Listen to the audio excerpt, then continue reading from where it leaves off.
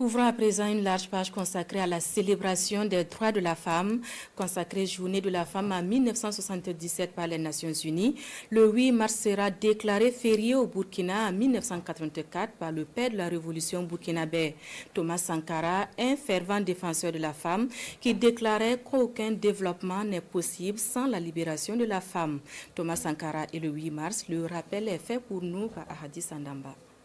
Nous allons donc dénoncer ce commerce, nous allons dénoncer ce métier, pour que plus jamais la confusion ne s'établisse entre l'amour et le commerce.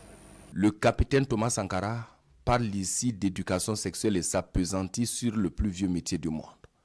Ces jours-là, le président du Faso s'adresse à des milliers de femmes venues des 4 coins du pays.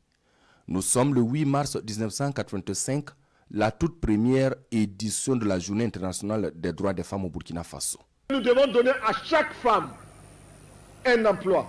Nous devons donner à chaque femme le moyen de gagner honnêtement et dignement sa vie.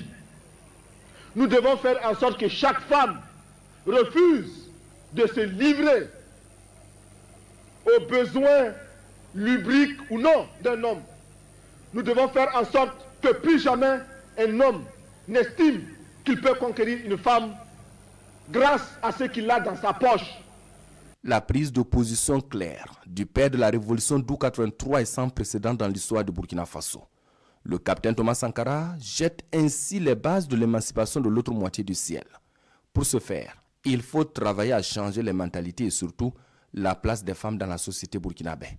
Le Conseil national de la Révolution, de par le discours d'orientation politique du 2 octobre 1983, mentionne en noir sur blanc les actions fortes à mener pour changer la donne. L'autonomisation économique de la femme burkinabé commence par la transformation des produits locaux.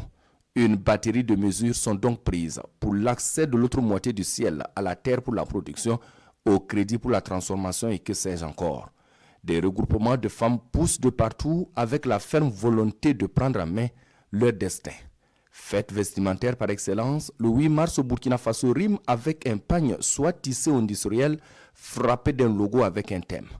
Et la révolution d'août 83 l'avait bien compris en travaillant à la mise en place de centres de transformation du coton en pagne, souvent même dans des domiciles.